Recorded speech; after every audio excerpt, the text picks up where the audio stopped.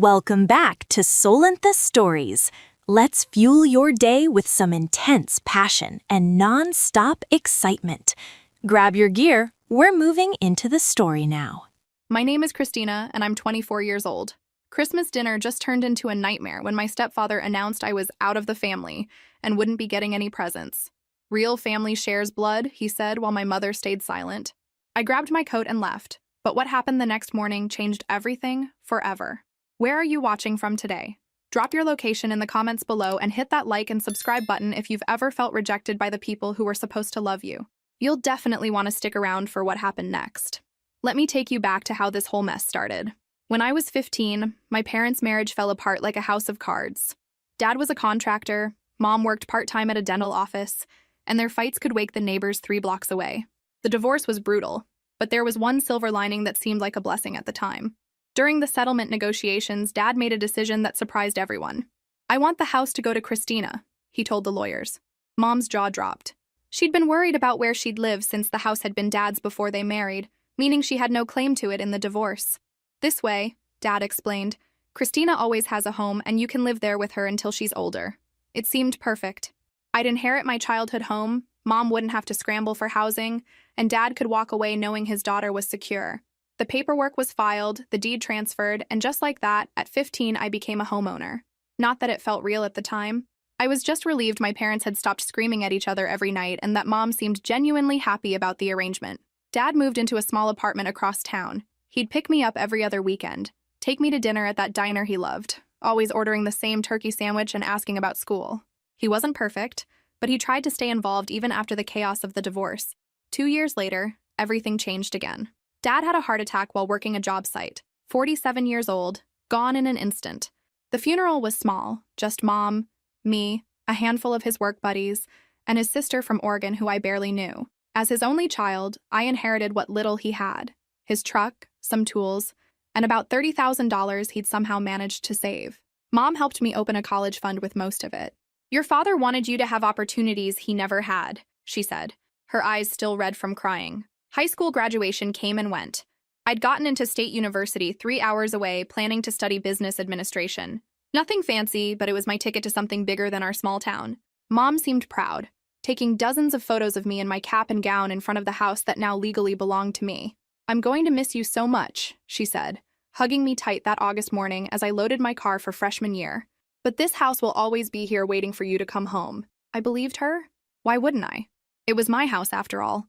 I had the deed to prove it. College was everything I'd hoped for. Freedom to make my own decisions, classes that actually interested me, friends who didn't know every embarrassing thing I'd done since kindergarten. I threw myself into campus life, joining the business club, working part-time at the campus bookstore, building a life that felt entirely my own. I called Mom every Sunday, listening to her stories about work, the neighbors, the small dramas of small-town life. She sounded good, busy but content. Sometimes she'd mention missing Dad, but mostly she seemed to be moving forward. I was proud of how strong she'd become. Winter break of my sophomore year, I packed my car with dirty laundry and Christmas presents, excited to spend 3 weeks in my childhood bedroom. The drive home always felt surreal, watching familiar landmarks appear as the highway wound through farmland and into town. But as I pulled into our driveway, something felt different. The front porch had been repainted a pale yellow instead of the white I remembered. New curtains hung in the living room windows. Mom must have been redecorating, I thought. Good for her. I grabbed my bags and headed for the front door, key in hand. Before I could even knock, the door swung open, and Mom practically bounced out to meet me. Her cheeks were flushed with excitement, and she had this glow I hadn't seen since before the divorce. "Honey, I'm so glad you're home. I have the most wonderful surprise to tell you." That's when I noticed her profile as she turned to grab one of my bags. My mother, who had been single for 3 years, was definitely pregnant. The living room looked like a furniture showroom had exploded. Everything was different. The old brown couch Dad had refused to replace was gone, replaced by a beige sectional that probably cost more than my car. New coffee table, new lamps, even new family photos on the walls that I didn't remember taking. "Mom, are you—" I started, but she was practically glowing with excitement. "Pregnant, yes!" She laughed, spinning around with her hands on her belly. 5 months along. Can you believe it? I couldn't believe it. My brain was still processing the redecorated house, and now I was supposed to absorb that my 42-year-old mother was having another baby. But how? I mean, when? "You never mentioned—" That's the other surprise, she said, her voice dropping to something that sounded almost shy. There's someone I want you to meet. Heavy footsteps came down the stairs, and I looked up to see a man I'd never seen before. He was tall, probably in his early 40s, wearing jeans and a flannel shirt that stretched tight across his belly. His hair was thinning on top, and he had this expression like he owned the place, which apparently he thought he did. "Christina, this is Frank," Mom said, rushing over to take his arm. "My husband." Husband. The word hit me like a slap. Not boyfriend, not fiancé. Husband. Frank extended a meaty hand toward me, his grip firm enough to make a point. "So you're the college girl," he said, looking me up and down like he was appraising livestock. "Your mother's told me all about you." Something in his tone made my skin crawl, but Mom was watching us both with such hopeful excitement that I forced a smile. "Nice to meet you, Frank. We got married 6 weeks ago," Mom rushed to explain. "Just a small ceremony at the courthouse.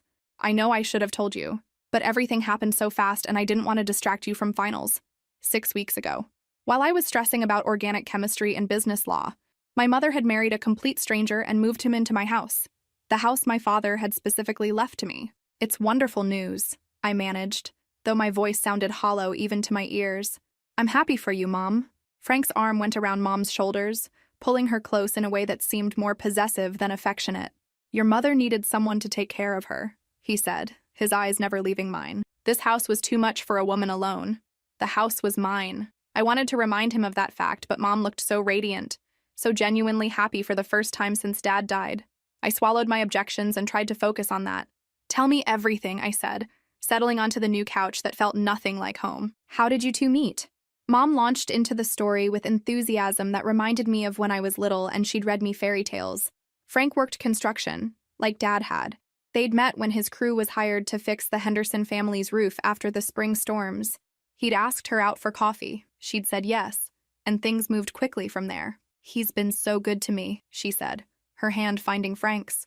"After your father died, I thought I'd never feel complete again, but Frank showed me I could have a second chance at happiness." Frank nodded along to her story, but I caught him studying the living room like he was taking inventory. His gaze lingered on the new entertainment system, the expensive-looking rug, the fresh coat of paint on walls that hadn't needed painting. "The place needed a man's touch," he said when he caught me looking. "Your mother had let things slide a bit." That stung. Mom had maintained the house perfectly well for 3 years. Sure, she hadn't renovated or redecorated, but everything had been clean and functional and exactly the way I remembered growing up. "I like what you've done with it," I lied, because Mom's face was so bright with pride. "Frank has such good taste," she said, "and he's so handy around the house. He fixed that leak in the kitchen sink that had been driving me crazy, painted the whole exterior, even put in that new porch light, all improvements to my property that I'd never authorized." But Mom seemed so grateful, so happy to have someone taking care of her again. I reminded myself that the important thing was her well-being, not the legalities of who owned what. "When's the baby due?" I asked, trying to shift the conversation to safer ground. "April," Mom said, rubbing her belly with obvious excitement. "Dr. Martinez thinks it might be twins based on the size, but we won't know for sure until the next ultrasound." Twins. Jesus. I was trying to wrap my head around one new sibling, and now there might be 2. "That's incredible," I said, and meant it. Despite everything, I was excited about being a big sister. I'd always wanted siblings growing up. Frank's phone buzzed, and he glanced at it with a frown. "My boys are coming for dinner Sunday," he announced. "Hope that's all right with you, honey." His boys. Frank had children from a previous relationship, apparently. This family dynamic was getting more complicated by the minute. "Of course," Mom said quickly. "Christina will love meeting them." Would I? I was starting to feel like a stranger in my own house, surrounded by people I didn't know making decisions about my life without consulting me. But looking at my mother's face, glowing with happiness and hope for the future, I knew I had to try. This was her chance at a fresh start, a complete family, the kind of happiness she'd thought was lost forever. "I can't wait to meet them," I said, and hoped it would eventually be true. Sunday dinner was my first real glimpse into what life with Frank's family would look like, and let me tell you, it wasn't pretty. His boys turned out to be Jake, 16, and Danny, 13, both clearly uncomfortable being there and making sure everyone knew it. Jake had Frank's build, but with teenager attitude cranked to 11. He slouched into the house like he was doing us all a favor, barely grunted when Mom tried to introduce herself, and immediately claimed the TV remote like he lived there. Danny was quieter but kept shooting suspicious looks at everything, like he was calculating what he could pocket when nobody was looking. "Boys, say hello to Christina," Frank commanded from his spot at the head of what used to be my family's dining table. "She's in college." "Cool," Jake muttered, without looking up from his phone. Danny just stared at me with those cold blue eyes that reminded me exactly of his father's. Mom had spent all day cooking, pulling out her best china, arranging flowers she'd picked from the garden. She was trying so hard to make this feel like a real family gathering, but the tension in the room was thick enough to cut with a knife. "So, Jake, your dad tells me you're on the football team," Mom said brightly, setting down a platter of roast beef that probably cost more than her weekly grocery budget. "Not anymore," Jake replied, finally looking up from his phone. "Got kicked off for fighting." Frank's jaw tightened. "We're working through some behavioral issues." Behavioral issues. That was one way to put it. Jake spent the entire meal making snide comments under his breath, criticizing Mom's cooking and generally acting like a spoiled brat who'd never been told no in his life. Danny wasn't much better. When Mom asked about school, he just shrugged. When she tried to interest him in dessert, he said he didn't eat weird stuff, even though she'd made a perfectly normal apple pie. "They're still adjusting to the new family situation," Frank explained after Jake had gotten up mid-meal to use the bathroom and somehow forgotten to come back for 20 minutes. New family situation. I was still adjusting to it myself, and I was supposedly a mature adult. These kids clearly resented being forced into visits they didn't want, and Mom was trying so hard to win them over that it was painful to watch. Have you ever experienced that moment when you realize your family is about to get a lot more complicated?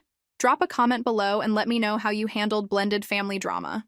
After the boys left, Frank settled into Dad's old recliner like he'd been sitting there for years. "That went well," he said, reaching for the TV remote Jake had abandoned. Well? Jake had been openly rude, Danny had barely spoken, and Mom looked like she was about to cry from exhaustion. If that was Frank's idea of going well, I was seriously concerned about his judgment. "They're good kids," Mom said quickly, already starting to clear the table. "They just need time to warm up to us." Us. I noticed Frank wasn't helping with cleanup, just clicking through channels while Mom and I dealt with the mountain of dishes and leftover food that would take days to finish. "Mom, why don't you sit down?" I suggested. "You're 5 months pregnant. You shouldn't be on your feet all day. Your mother's stronger than she looks," Frank called from the living room. "She doesn't need babying." Actually, she did need someone looking out for her. That was supposed to be what husbands did, wasn't it? But Frank seemed more interested in making himself comfortable than making sure his pregnant wife wasn't overdoing it. I spent the rest of that winter break trying to find my place in this new family structure. Frank had opinions about everything: how Mom should cook, when she should go to bed, what TV shows they should watch. He wasn't abusive exactly, but there was something controlling about the way he operated, and he clearly didn't know what to make of me. I was an inconvenience, someone else's kid who happened to own the house he was living in. He never said that directly, but I could feel it in the way he looked at me, the way he talked around me rather than to me. "Christina's always been independent," Mom would say when I questioned some decision Frank had made about the house. "Haven't you, honey?" Independent. Her code for don't rock the boat. Mom was so happy, so grateful to have someone taking care of her, that she couldn't see how uncomfortable Frank made me. The pregnancy was progressing well, but Mom was tired all the time. Frank's solution was to have me take over more household responsibilities when I was home. Never mind that I was trying to study for spring semester exams. Never mind that it was my winter break, time I'd planned to spend relaxing. "Family pitches in," Frank said when I suggested maybe he could help with laundry occasionally. That's what family does. Family, right? Because family definitely meant the college student doing all the housework while the able-bodied adult man watched sports and complained about dinner being late. By the time I headed back to campus in January, I was actually relieved to leave. The house didn't feel like home anymore. It felt like I was a guest in my own property, walking on eggshells to avoid disrupting the new dynamic Frank had established. "Drive safe," Mom called from the front porch, one hand on her growing belly. "Call when you get there." I would. But for the first time in my life, I wasn't counting down the days until I could come home again. Spring semester flew by in a blur of midterms, projects, and the growing realization that I was dreading spring break. For the first time in my college career, I actually considered staying on campus instead of going home. My roommate Sarah was from California, and she'd invited me to visit her family for the week. "Come on," she said as we studied for our marketing final. Beach, sunshine, no family drama. What's not to love? It was tempting. More tempting than it should have been. But Mom was due in 6 weeks, and I knew she'd be hurt if I didn't come home. Plus, I was genuinely excited about meeting my new sibling. It was the family dynamics I was dreading, not the baby. The house felt even more like Frank's territory when I arrived in March. He'd installed a new sound system in the living room, mounted a bigger TV, and somehow accumulated enough tools and equipment to turn the garage into his personal workshop. My dad's old workbench was buried under Frank's projects. "Honey, you're just in time," Mom said, waddling out to meet me. She was huge, moving slowly, and had that exhausted look pregnant women get in the final weeks. "How are you feeling?" I asked, giving her the gentlest hug I could manage. "Like I'm carrying a bowling ball," she laughed. "Or 2 bowling balls. Dr. Martinez confirmed twins at the last appointment. Twins. I was going to have 2 new siblings at once. The thought was overwhelming and exciting in equal measure. Frank appeared behind her, his hand immediately going to Mom's lower back in a gesture that seemed more possessive than supportive. "Boys," he announced with obvious pride. "Due the first week of April. Boys." Of course they were boys. Frank's genetic line would continue, while Dad's ended with me. "That's wonderful," I said, and meant it. "Do you have names picked out?" "Frank Jr. and Michael," Mom said quickly, before Frank could answer. "After Frank and my father. No mention of naming one after Dad. Not even a middle name to honor the man who'd built this house, who'd loved Mom for 15 years, who'd made sure I'd always have a home, but I swallowed that disappointment along with all the others. The week was a preview of what life would be like with 3 adults and 2 babies, in a house that had felt spacious when it was just Mom and me. Frank's boys visited twice, bringing their usual charm and gratitude. Jake had apparently been arrested for vandalism since Christmas, but was working on making better choices. Danny had started smoking and hiding it poorly, reeking of cigarettes whenever he came inside. "They're testing boundaries," Frank explained when Mom expressed concern about Danny's new habit. "It's normal teenage behavior. Normal for his family, maybe." I'd managed to get through high school without getting arrested or picking up addictive habits. But apparently Frank's parenting standards were more relaxed than what I'd grown up with. The babies arrived 3 days before spring break ended. I got the call at 2 a.m. from Frank, his voice tight with stress and something that might have been panic. "Your mother's in labor," he said without preamble. "It's early, but the doctor says everything should be fine." Should be fine. Those words echoed in my head during the 30-minute drive to the hospital. Mom was 41, having her first pregnancy in over 20 years, carrying twins who were arriving early. Should be fine felt like wishful thinking. But she was fine, tired, overwhelmed, but fine. And my baby brothers were perfect. Tiny, red-faced, screaming bundles of energy who looked nothing like me but everything like Frank. Frank Jr. weighed 5 pounds, 3 ounces. Michael was 4 pounds, 15 ounces. Both healthy enough to go home after 3 days in the hospital, though they'd need careful monitoring for the first few weeks. "They're beautiful," I whispered, holding Frank Jr. while Mom fed Michael. And they were. Despite everything complicated about this family situation, these babies were innocent and perfect, and mine to love. "You're such a natural," Mom said, watching me rock the tiny bundle in my arms. "You're going to be the best big sister." I wanted to be. Despite my complicated feelings about Frank, despite feeling displaced in my own house, I wanted to be the sister these boys deserved. The reality of life with newborn twins hit fast and hard. Mom was exhausted, trying to breastfeed 2 hungry babies while recovering from a difficult delivery. Frank was helpful in his own way, but his idea of helping involved a lot of directing Mom to do things differently, rather than actually doing things himself. "You need to get them on a schedule," he'd say when both babies were crying at 3 a.m. My first wife never had this much trouble. His first wife. Another person I'd never heard about until she became a point of comparison. Apparently, Frank's expertise in child-rearing came from raising Jake and Danny, which explained a lot about how those boys had turned out. I cut spring break short and headed back to campus 3 days early. I felt guilty leaving Mom with 2 newborns and Frank's questionable support system, but I had classes to attend and a life to get back to. "Call me if you need anything," I told Mom as I kissed her goodbye. "We'll be fine," Frank answered before Mom could respond. "We've got everything under control here." Control. That seemed to be Frank's favorite word. He controlled the TV remote, the household decisions, even the conversations. And increasingly, it felt like he was trying to control how much space I was allowed to take up in my own house. The drive back to campus felt like exhaling after holding my breath for a week. I loved my new brothers. I loved my mother, but I was beginning to realize that loving them and being comfortable in their presence were 2 very different things. The next 2 years passed in a blur of avoiding home as much as possible while trying not to feel guilty about it. I threw myself into college life, taking summer classes to graduate early, working internships that kept me busy during breaks, and generally finding excuses to stay away from the increasingly crowded house that legally belonged to me but felt less like home every time I visited. When I did go back, usually for major holidays or the twins' birthdays, the changes were always jarring. Frank had remodeled the kitchen without asking my opinion, installing ugly granite countertops and stainless steel appliances that looked expensive but cheap at the same time. He'd converted Dad's old office into a nursery, painting over the wood paneling Dad had installed himself and removing the built-in shelves where he'd kept his construction manuals and family photos. "Looks more modern now," Frank said when I stared at the transformed room during Thanksgiving of my senior year. Modern. Everything Frank touched became modern, which seemed to be his code for erasing any trace of the family who'd lived there before him. The twins were adorable. I'll give them that. Frank Jr. was crawling everywhere, getting into everything, with Mom's dark eyes and Frank's stubborn chin. Michael was quieter, more observant, but had this smile that could melt your heart. When I held them, read to them, played peekaboo in the living room, I remembered why I'd been excited about being a big sister. But watching Frank parent them was like watching a masterclass in how to raise entitled kids. Everything they wanted, they got. When Frank Jr. threw food on the floor, Frank thought it was funny. When Michael cried because he couldn't reach a toy, Frank immediately got it for him instead of encouraging him to problem solve. "They're just babies," Mom would say when I suggested maybe some gentle boundaries might be helpful. "They have their whole lives to learn rules." Rules. Frank's boys, Jake and Danny, were living proof of what happened when kids didn't learn rules early.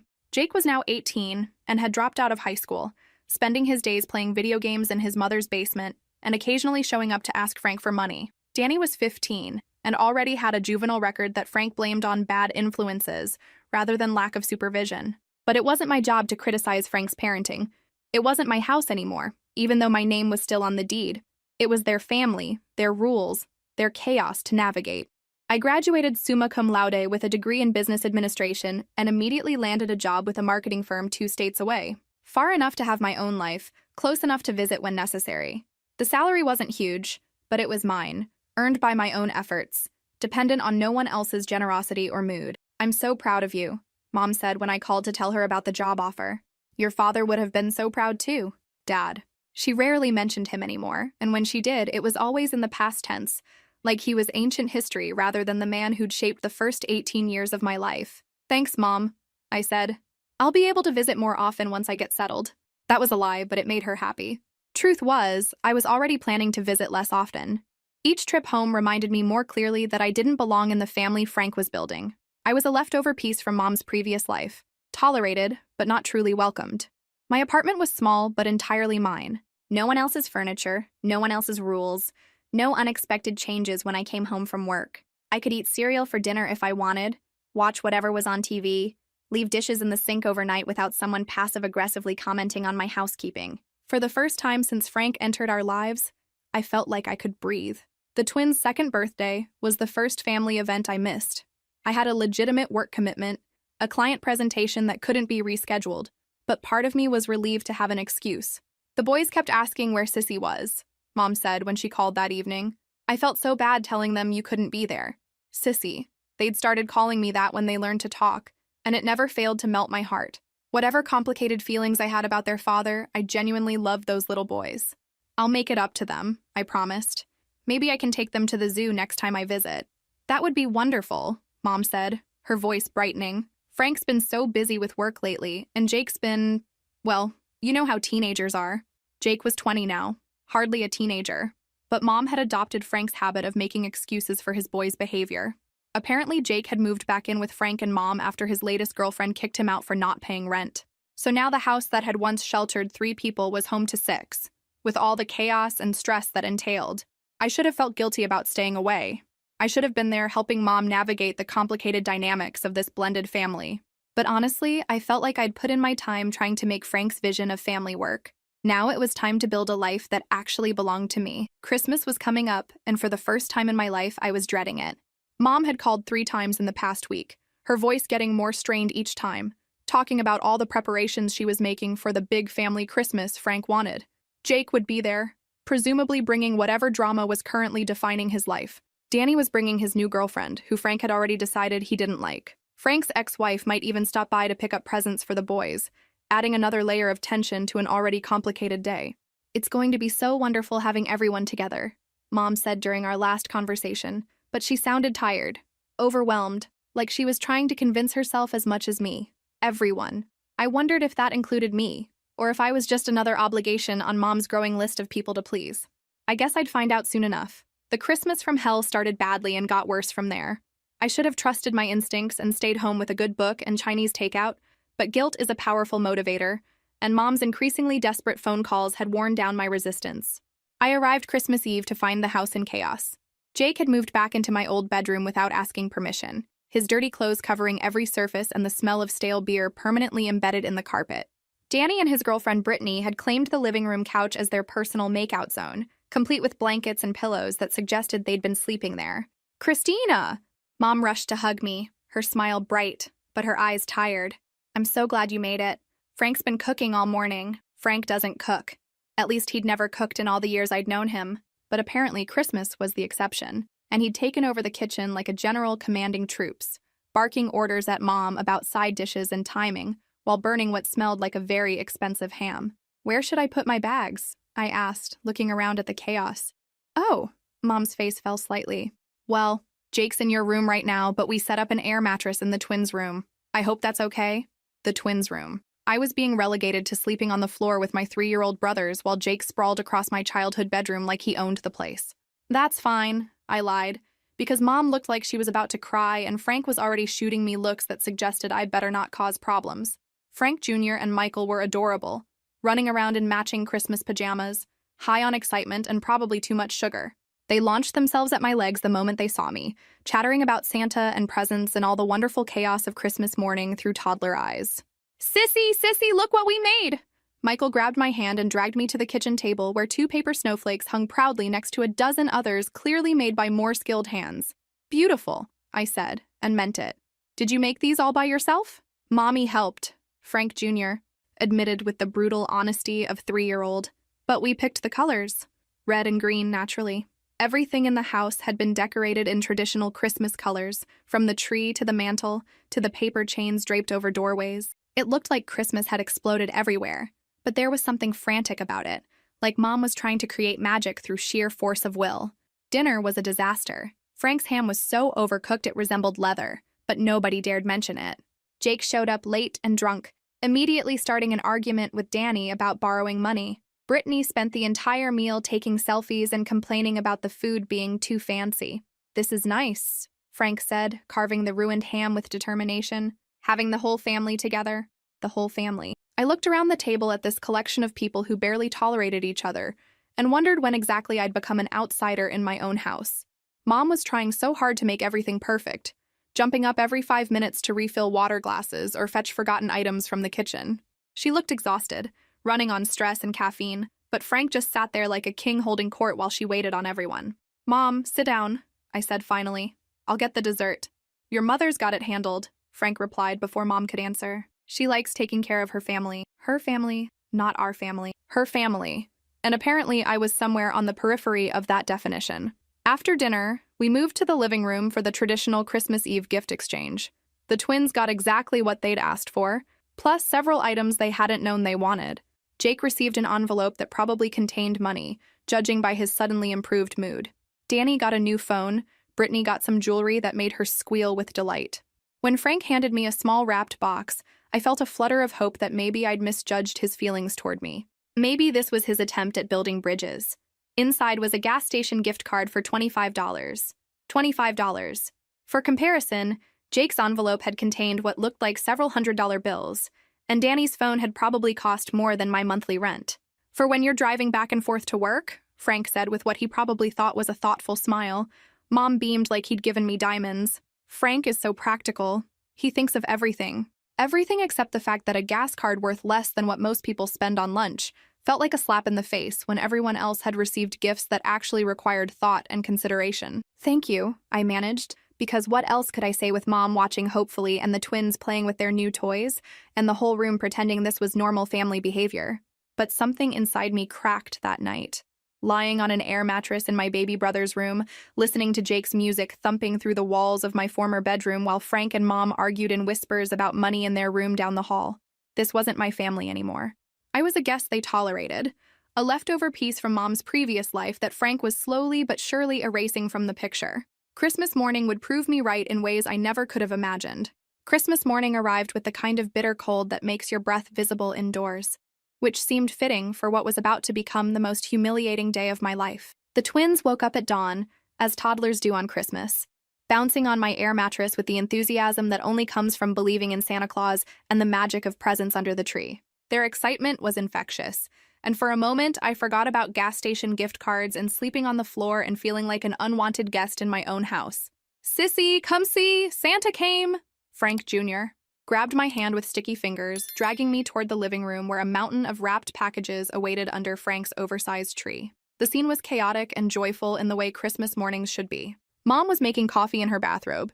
Jake had actually emerged from my bedroom before noon, and even Danny seemed less sullen than usual. For a brief moment, I allowed myself to hope that maybe this day would be different. Frank emerged from the master bedroom wearing a red sweater that made him look like an oversized Christmas elf, already taking charge of present distribution like he was conducting an orchestra. "All right, everyone, let's do this right," he announced, settling into Dad's old recliner with a cup of coffee. Kids first, then adults. The twins tore through their presents with the pure joy that makes Christmas mornings magical. Remote control cars, building blocks, picture books, more toys than 2 3-year-olds could possibly need. Mom documented everything with her phone, her face glowing with happiness as she watched her babies discover each new treasure. Jake got his envelope again, this one apparently containing even more cash than yesterday's offering, plus a new gaming system that probably cost more than my monthly groceries. Danny received a leather jacket that made him look 20 instead of 16, and Brittany got perfume that she immediately sprayed all over herself until the room reeked of artificial flowers. "Christina," Frank called, and I felt that familiar flutter of hope. Maybe he'd gotten me a real gift this time. Maybe yesterday's gas card had been a joke, or a mistake, or just the first part of something bigger. Frank handed me a small wrapped package with a smile that didn't quite reach his eyes. "Hope you can use this." Inside was a coffee mug with "World's Okayest Daughter" printed in fading letters, the kind of thing you'd find in a clearance bin at a discount store. The room went silent. Even Jake looked uncomfortable. "It's funny," Frank said with forced cheer. Apparently the only person who didn't understand why everyone had stopped talking. World's okayest daughter. Not even world's best sister for the twins I adored, or world's greatest daughter, like the countless mugs Mom used to get for Mother's Day when I was little. Just okayest. Frank. Mom started quietly, her voice carrying a warning I'd rarely heard her use with him. "What?" "It's a joke," he said, looking genuinely confused by our reaction. "She's always so serious about everything. Always so serious." Right. Because expecting to be treated with basic respect in my own house was being too serious. But the real blow came that evening, during what was supposed to be our traditional Christmas dinner with Frank's extended family. His brother and sister-in-law had driven in from the next county, bringing their own teenage kids who immediately made themselves at home by eating all the good snacks and leaving their trash everywhere. We'd just sat down to dinner when Frank stood up, raising his beer bottle like he was about to make a toast. "I want to say something," he announced, his voice carrying that slightly slurred quality that meant he'd been drinking steadily since breakfast. "This year has been incredible. New wife, beautiful sons, everything a man could want." He gestured around the table with obvious pride. Looking at this table, seeing my real family all together, it just makes a man grateful for what he's built. His real family. The words hit me like a physical blow. Frank's gaze landed on me, and his expression hardened slightly. "Of course, we've got some people here who aren't really part of the family. People who just happen to come with the house." The room went dead silent. Even the twins stopped chattering. "Christina," Frank continued, his voice taking on that fake friendly tone that made my skin crawl, "you can eat in the living room if you want. We need this table for family members." I stared at him in shock, waiting for someone to object, for Mom to defend me, for anyone to point out how completely inappropriate this was. Mom looked down at her plate, her face flushed with embarrassment, but her mouth firmly closed. "Real family shares blood," Frank continued, apparently enjoying the attention. "And since you're not getting any Christmas presents anyway, you might as well eat somewhere else." Not getting Christmas presents. He was announcing to his entire extended family that I, the person whose house they were eating in, wasn't worthy of basic holiday consideration. The humiliation burned through my chest like acid. 24 years old, college graduate, homeowner, and I was being dismissed like a stray dog who'd wandered into the wrong yard. I stood up slowly, my legs feeling unsteady beneath me. "You know what, Frank? You're absolutely right." His smug expression faltered slightly at my calm tone. "I'm not part of your family. And you know what else? This isn't your house. The silence in the room was deafening. Christina, Mom whispered, finally looking up from her plate.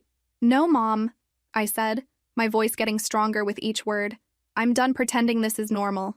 I'm done being treated like garbage in my own house. I'm done watching you make excuses for this man's cruelty. Frank's face was turning red. Now you listen here. I'm leaving, I announced to the room. But don't worry. This problem is about to solve itself permanently.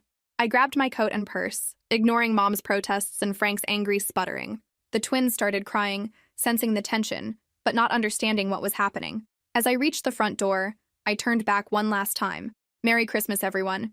Enjoy the house while you can. What do you think will happen next? Drop your predictions in the comments below and make sure you're subscribed because you won't want to miss how this story ends.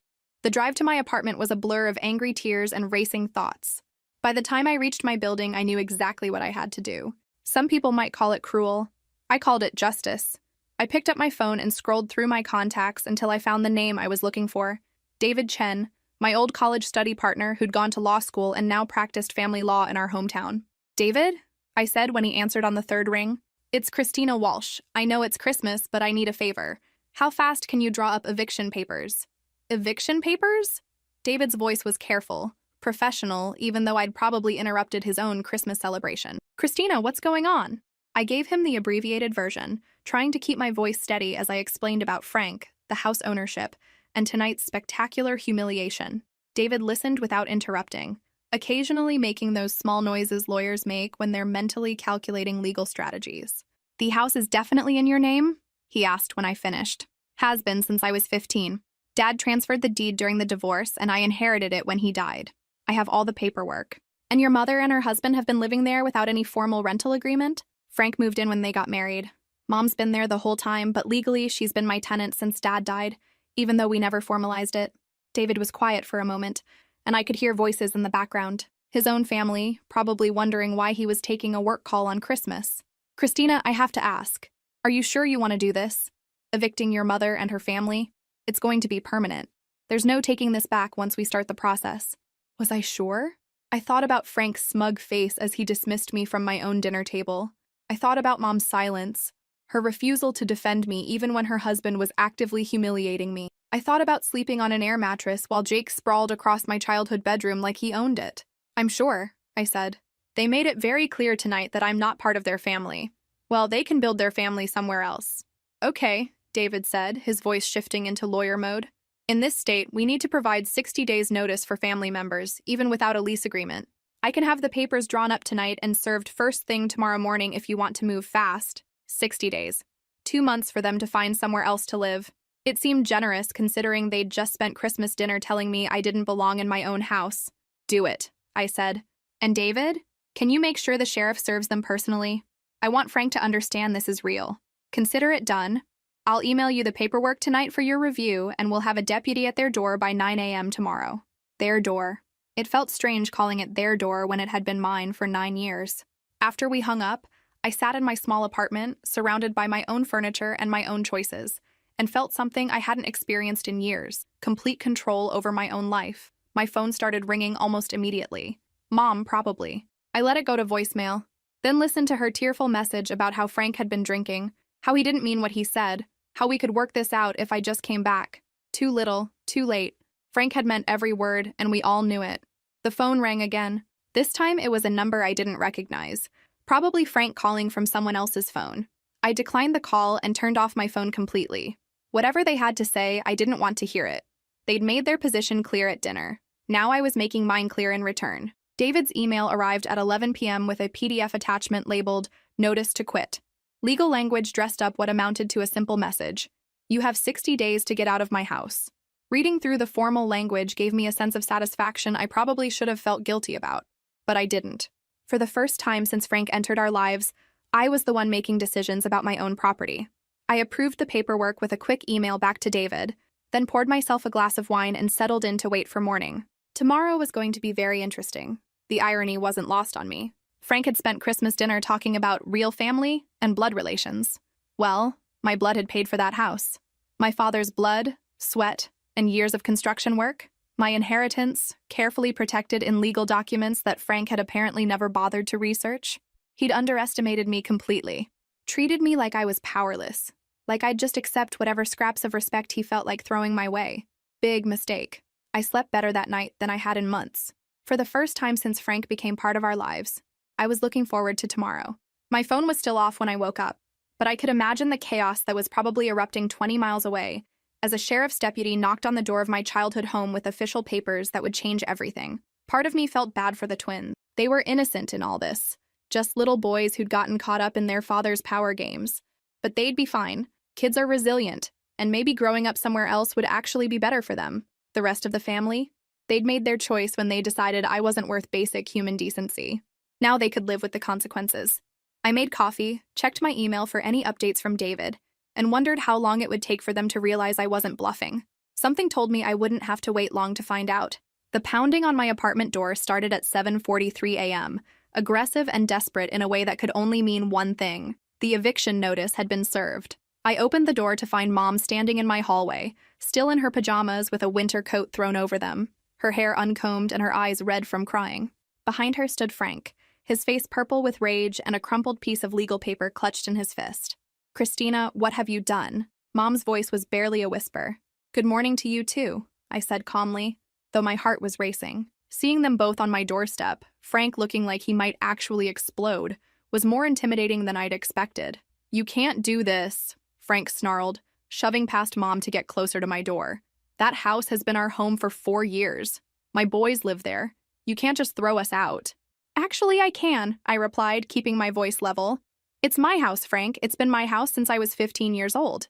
You've been living there as my guest, and now you're not welcome anymore." "Guest?" His voice cracked with indignation. "I'm married to your mother. I've been paying the utilities, the maintenance, the property taxes. Have you been paying me rent?" I interrupted. "Because last time I checked, you've been living rent-free in my property for 4 years while I've been paying rent somewhere else." Mom stepped between us, her hands shaking. "Honey, please. We can work this out. Frank was drunk last night. He didn't mean those things he said." "Yes, he did," I said quietly. "He's been meaning them for 4 years, Mom. He just finally said them out loud." Frank's face was getting redder by the second. "You spoiled little brat. We took care of that house. We improved it. We made it a home. You remodeled my house without my permission," I corrected. "You moved your son into my bedroom without asking. You've treated me like an intruder in my own property since the day you moved in." "Christina, please." Mom was crying now, real tears streaming down her face. "The twins? They're just babies. Where are we supposed to go?" The twins.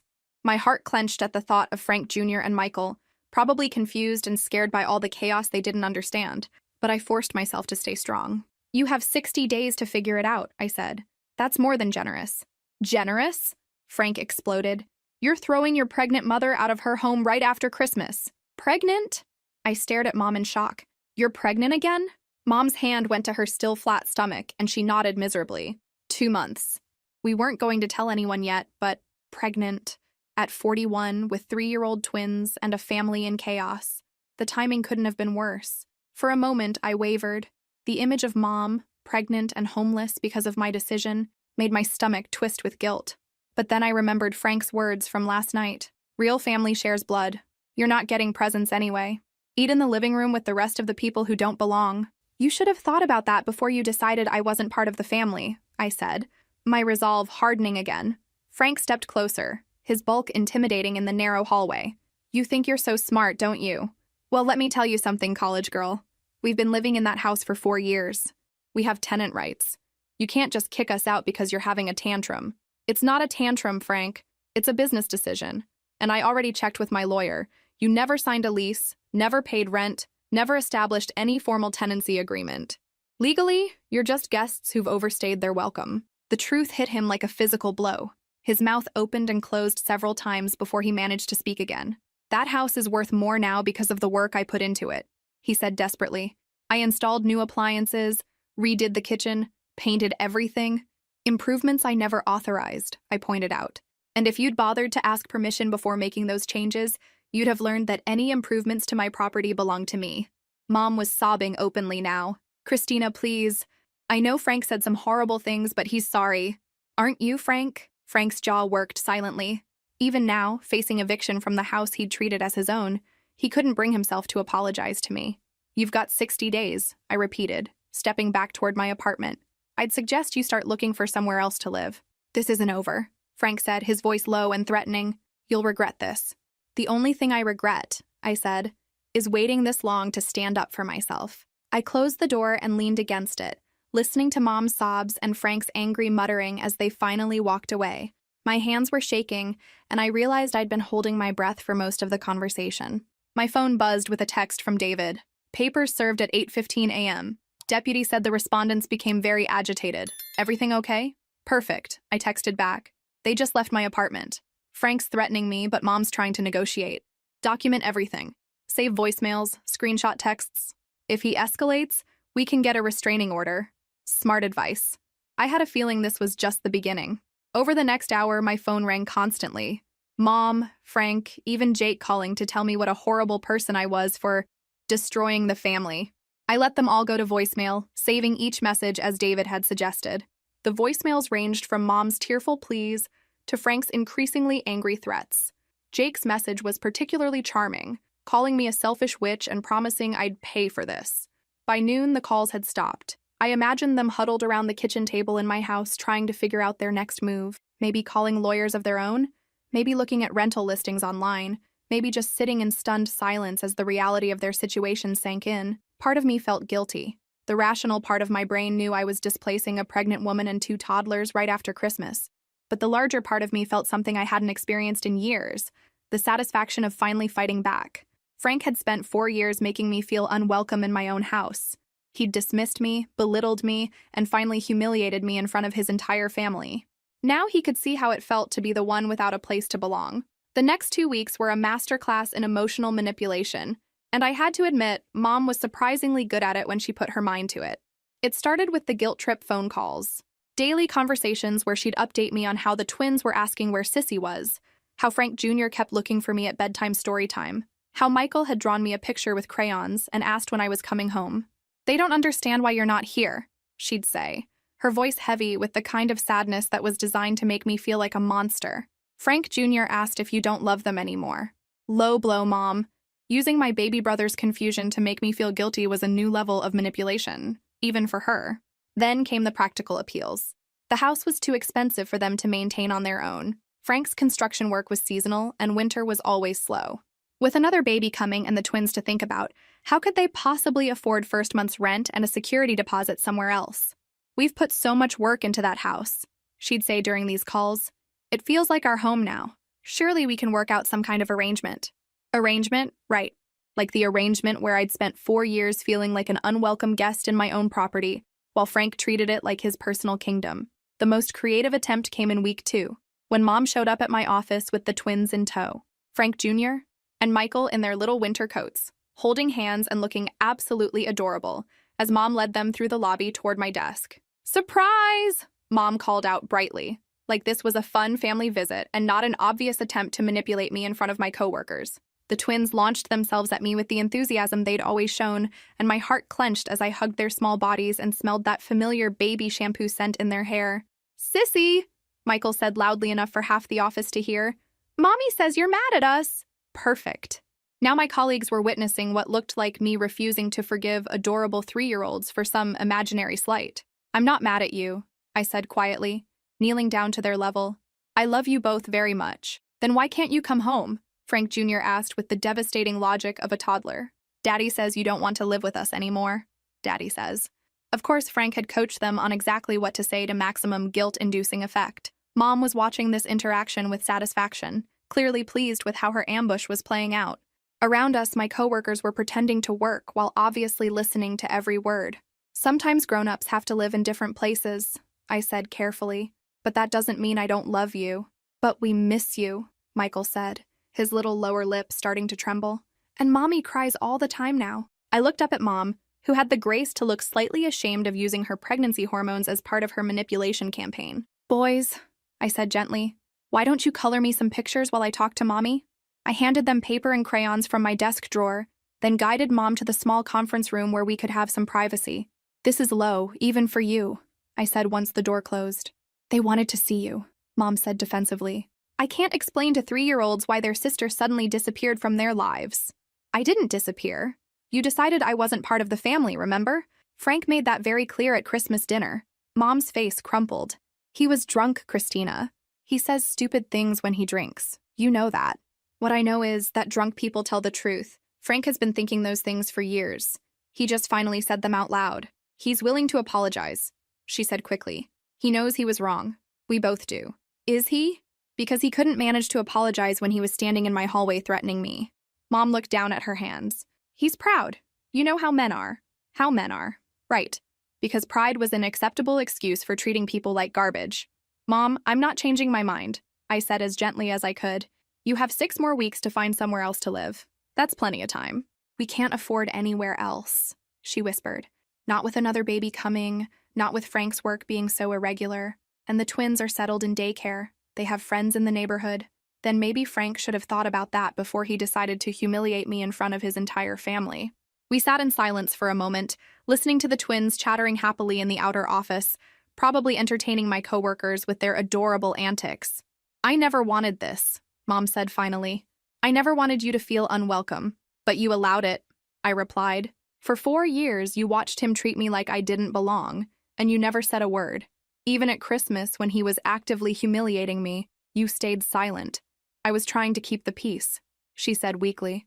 Whose peace, Mom? Because it sure wasn't mine. When we emerged from the conference room, I found the twins had indeed charmed my entire department. My boss was showing them pictures of his own grandchildren, and the administrative assistant had given them cookies from her desk drawer. Mommy, look! Frank Jr. ran over with a drawing he'd made. I drew Sissy's office. It was actually a pretty good representation of my cubicle, complete with stick figure me sitting at a computer and what might have been a telephone. It's beautiful, I said, genuinely touched. Can I keep it? He nodded enthusiastically, and Michael shyly offered his own artwork, a colorful scribble that he announced was Sissy's car. Thank you both, I said, hugging them again. I love them so much. As Mom gathered their coats and prepared to leave, Frank Jr. looked up at me with those serious dark eyes that reminded me so much of Dad. Sissy, are you really not coming home? The question hung in the air while my coworkers pretended not to listen, and Mom held her breath waiting for my answer. I'll always be your sister, I said finally, but I have my own home now. It was the best truth I could offer a 3-year-old who didn't understand why the adults in his life had made everything so complicated. After they left, I sat at my desk staring at the twins' drawings, feeling the familiar mix of love and guilt and anger that had defined my relationship with my family for the past 4 years. But beneath all that, stronger than all that, was the certainty that I was doing the right thing. Frank had drawn the battle lines on Christmas night. Now he could deal with the consequences. 3 weeks into the 60-day notice period, David called with news that changed everything. You're not going to believe what my investigator found, he said, his voice carrying that particular satisfaction lawyers get when they uncover something good. Investigator? I'd been expecting Frank to challenge the eviction legally, but I hadn't realized David was conducting his own research. Just a routine background check to make sure we weren't missing any legal complications. Turns out your stepfather has been busier than anyone realized. I settled into my desk chair, phone pressed to my ear. What did you find? Frank Morrison has owned a rental property across town for the past 6 years, a 3-bedroom house on Maple Street that he's been renting out for $1,200 a month. The words hit me like a physical blow. He owns another house. Bought it 2 years before he married your mother. Been collecting rental income the entire time he's been living rent-free in your property. I sat there absorbing this information, feeling pieces of a puzzle clicking into place. Frank's mysterious work trips that sometimes lasted several days. His secretive phone calls about property maintenance, the way he always seemed to have more cash than his construction work should have provided. So he's had somewhere else to live this entire time, I said slowly. Not just somewhere else. Somewhere that's been generating income while he's been playing house in your property. According to the rental records, his current tenant's lease expires next month. Right around the time his eviction notice would take effect. David, you're telling me that Frank has been collecting rent from his own house while living for free in mine? That's exactly what I'm telling you. And here's the kicker. When I checked the property records, guess who's listed as the backup contact on his rental lease? I already knew before he said it. His ex-wife. Bingo. Looks like Frank Jr. and Danny's mother has been helping manage the rental property, which means Frank's family has known all along that he had an exit strategy. The betrayal was breathtaking in its scope. Not just Frank's deception, but the realization that his entire family had been complicit in treating me like a charity case, while he profited from property ownership himself. There's more, David continued. I pulled the financial records for his rental income. Frank's been making nearly $15,000 a year from that property. Tax-free money, since he's been claiming your house as his primary residence and avoiding capital gains on the rental. $15,000 a year. While crying poverty every time Mom asked him to contribute more to household expenses. While complaining about money being tight when it came time for my Christmas presents. While lecturing me about family responsibility and pitching in during hard times. What does this mean legally? I asked. It means Frank has demonstrated clear ability to house his family elsewhere and has been defrauding the IRS by claiming homestead exemption on property he doesn't own. It also means if he challenges the eviction, we can prove he's been living there in bad faith from the beginning. Bad faith. That was one way to put it. David, I want to accelerate the timeline. If he has somewhere else to go, they don't need 60 days. I can file for immediate possession based on the fraud evidence, but are you sure you want to push that hard? It's going to make the family situation even more explosive. The family situation, right? Because I should continue prioritizing Frank's comfort over my own property rights. Do it, I said.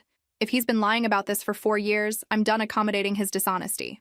3 days later, I got the call I'd been both expecting and dreading. They're gone, David said simply. Gone? Moved out sometime yesterday. Your neighbor, Mrs. Patterson, called this morning to report a moving truck in the driveway. Frank returned the keys to my office an hour ago. Gone. After all the tears and manipulation and threats, they'd simply left. Did he say anything when he returned the keys? Just that you'd be hearing from his lawyer about damages to the property. Pretty standard threat from someone who doesn't actually have grounds to sue. I was quiet for a moment, processing the strange mix of relief and sadness that came with getting what I'd wanted.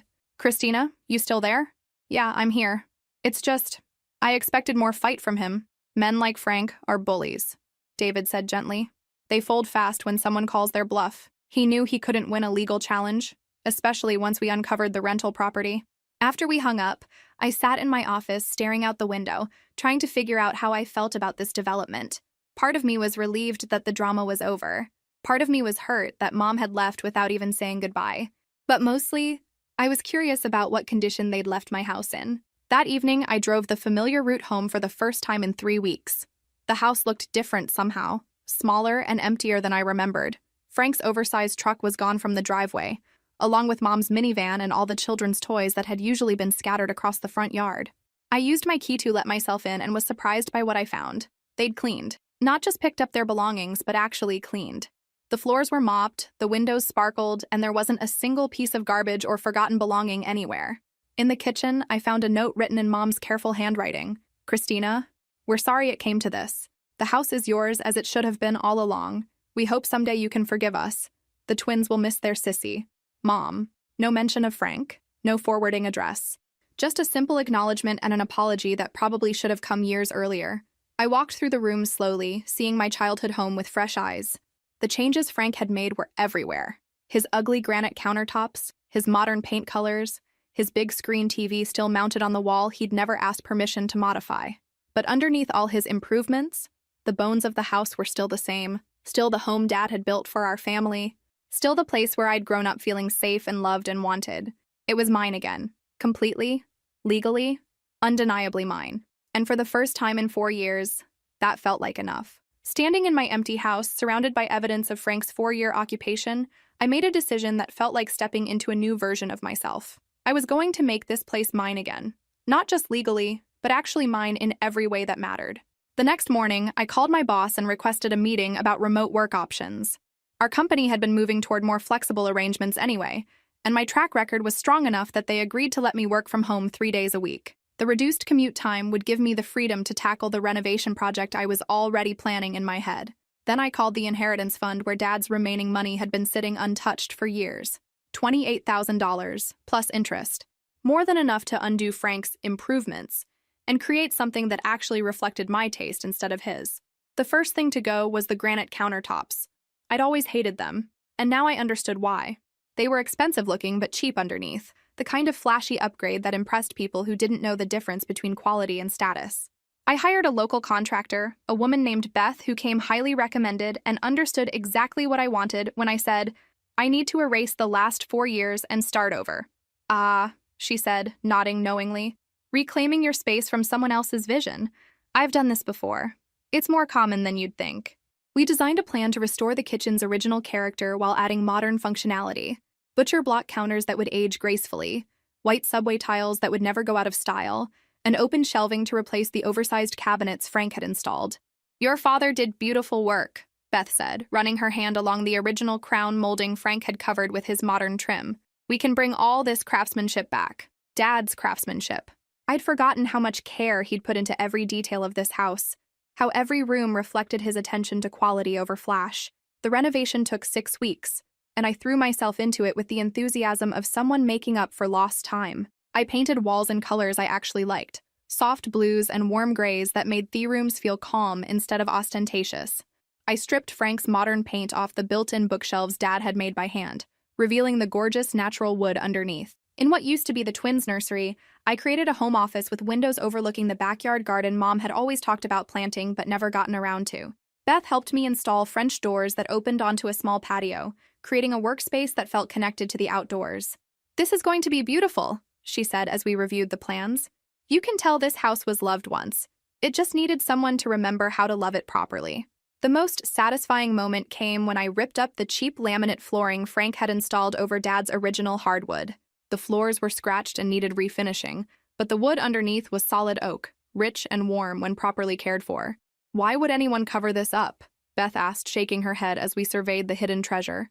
"Because he didn't understand the value of what was already here," I said. It was becoming a theme of the renovation, discovering all the beautiful original features Frank had covered or removed in his rush to make everything modern. As the house transformed, so did my relationship with it. For the first time since Frank moved in, I felt like I was coming home when I walked through the front door. The space welcomed me instead of tolerating my presence. I bought my first new car with part of the inheritance money, trading in the old sedan I'd been driving since college for a reliable SUV that would handle the commute to the office on the days I still went in. Nothing fancy, but mine from the first payment to the last. The garden became my evening project. I planted herbs in raised beds Beth had built along the south side of the house, creating a little kitchen garden with basil, rosemary, and thyme. In the front yard, I replaced Frank's aggressive landscape lighting with subtle path lights that made the house look welcoming instead of commercial. "You've got good instincts," Beth said as we installed the last light fixture. "This place feels like itself again." 6 months after Frank's family moved out, I hosted my first dinner party. Sarah, my old college roommate, drove up from the city with her boyfriend. 2 couples from work joined us, along with Mrs. Patterson from next door, who'd been keeping an eye on the house during the renovation. "This is gorgeous," Sarah said, walking through the kitchen and living areas. "You can't even tell it's the same place from the photos you used to show me." She was right. The house that had felt cramped and overdone during Frank's occupation now felt spacious and serene. Every room reflected choices I'd made, colors and textures and furniture that made sense to me. "To new beginnings," Mrs. Patterson said, raising her wine glass as we gathered around the dining table Dad had built himself. "And to making a house a home again. Making a house a home." That's exactly what I'd done, but it was more than that. I'd made myself at home in my own life. Through Mrs. Patterson, I'd heard that Mom's pregnancy scare had turned out to be a false alarm caused by stress from the move. Part of me felt relief that she didn't have to navigate another baby during such chaos. After everyone left, I sat on my back patio with a cup of tea, looking out over the garden where tiny green shoots were just starting to emerge from the soil. The house was quiet around me, but it was a comfortable quiet, the kind of silence that comes from being exactly where you belong. My phone buzzed with a text from an unknown number. For a moment, my heart clenched, thinking it might be Mom or Frank reaching out after all these months. Instead, it was a message from my old college friend David. "Saw your renovation photos on social media. Place looks amazing. Mind if I stop by next time I'm in town?" I smiled and typed back, "Anytime. There's always room at my table for people who know how to appreciate good things." And there was. My table, in my house, with my rules about who was welcome and who had earned the right to be there. For the first time in my adult life, I was exactly where I was supposed to be. If this story resonated with you, if you've ever had to fight for your own space in your own life, make sure to like and subscribe for more stories about finding the courage to put yourself first. Sometimes the best gift you can give yourself is the permission to build a life that's actually yours.